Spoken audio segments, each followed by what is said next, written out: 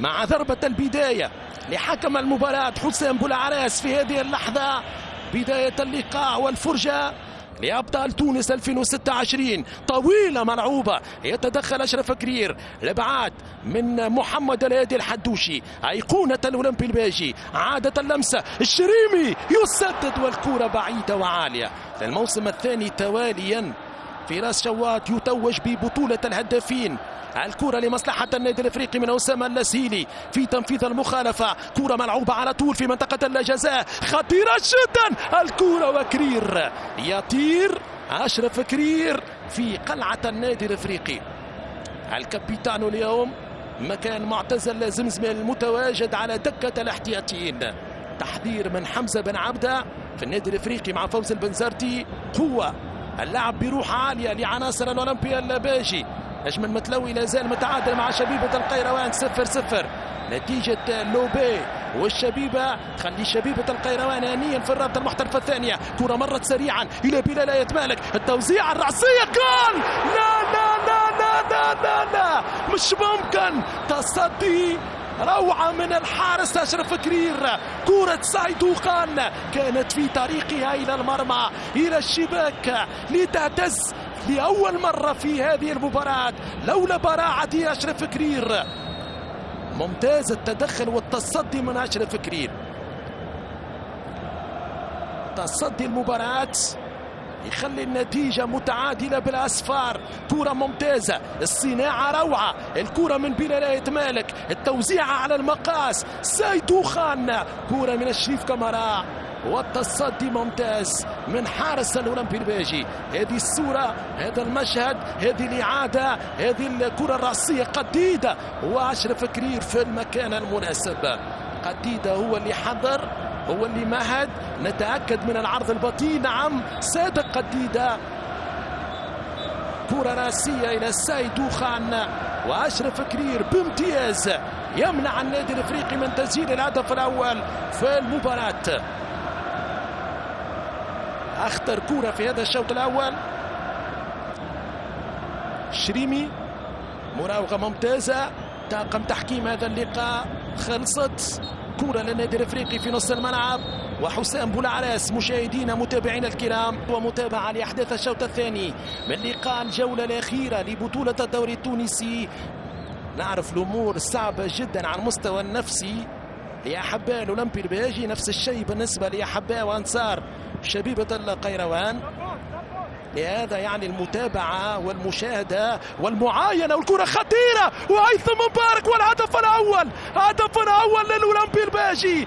الباجية لا يستسلمون، الباجية لا يستسلمون، لا يرمون المنديل من أجل المحافظة على الهيبة، من أجل المحافظة على الكبرياء، من أجل المحافظة على مكانهم بين الكبار.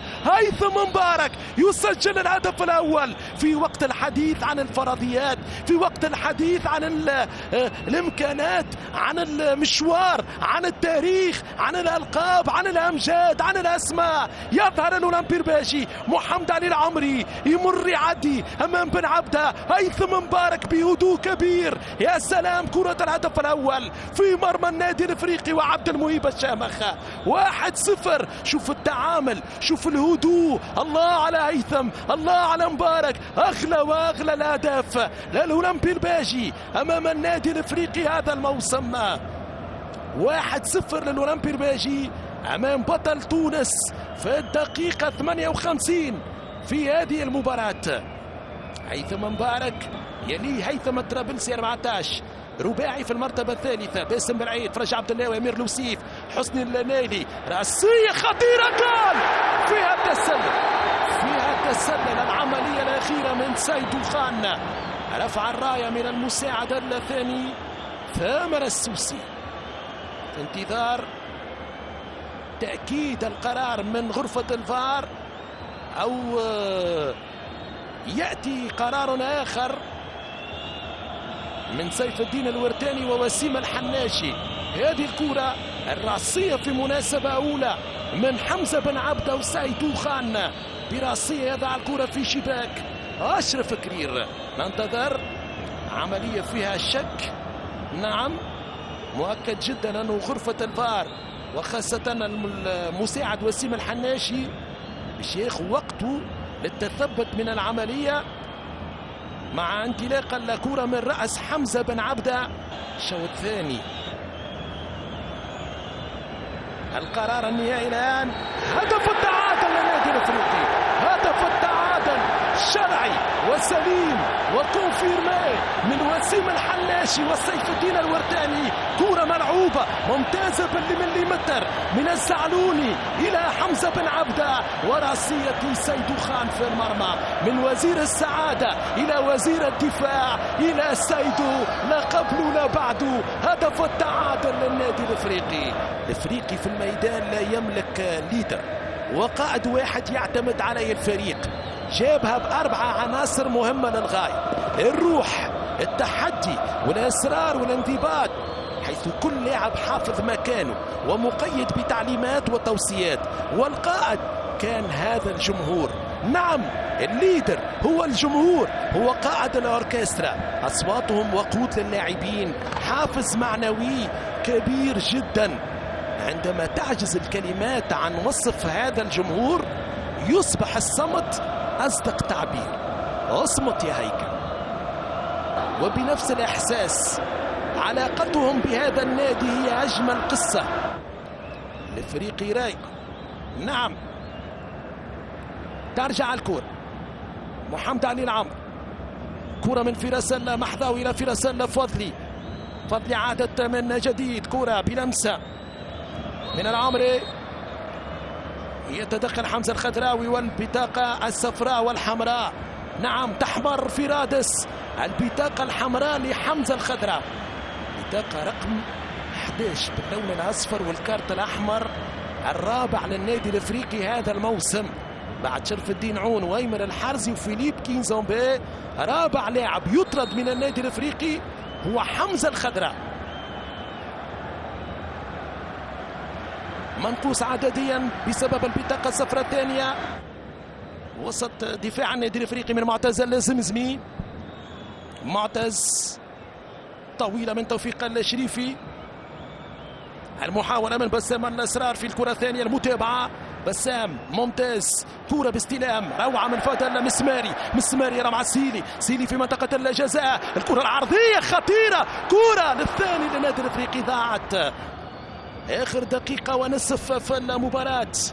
كرة ملعوبة إلى عبد المهيب الشامخ، شامخ بن عبدة، صادق محمود، كرة بالخطأ خطيرة للأولمبي الباجي، خطيرة جدا، كرة الثاني ضاعت، مش ممكن، ضاعت كرة الثاني، كرة التأمين، كرة البقاء بصفة رسمية نهائية.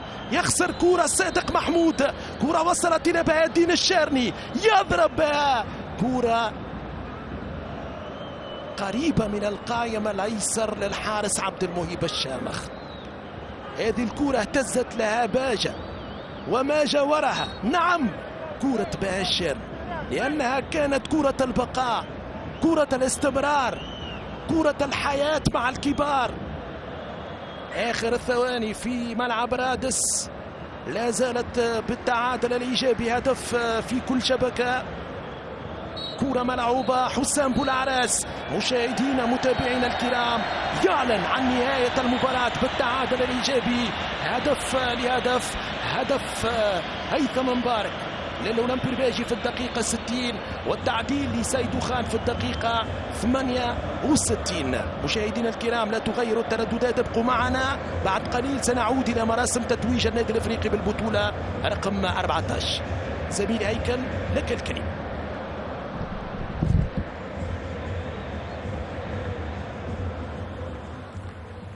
شكرا جزيلا زميلي العزيز هيكل صغير. هذا نهايه المباراه عن نتيجه التعادل الايجابي 1-1 بين النادي الافريقي والاولمبي الباجي. هنا نشاهد في فرحه الاولمبي الباجي باعتبار هذه النتيجه الى حد الان هي تؤهل الاولمبي الباجي للبقاء في الدرجه الاولى، باعتبار نهايه الان نهايه رسميه لمباراه شبيبه القيروان والنجم المتلوي على نتيجه التعادل السلبي. يعني رسميا الأولمبي الباجي يبقى في الدرجة الأولى. ألف مبروك للأولمبي الباجي البقاء في الدرجة الأولى، وطبيعي حظ سعيد لشبيبة القيروان. شبيبة القيروان تبقى من أعرق وأبرز المدارس الكروية، مع الأسف هذه المدرسة سنفتقدها السنة القادمة في الدوري التونسي الممتاز. هنا نشاهد في فرحة الأولمبي البيجي وأشرف كرير الذي قدم مباراة من طراز رفيع جدا.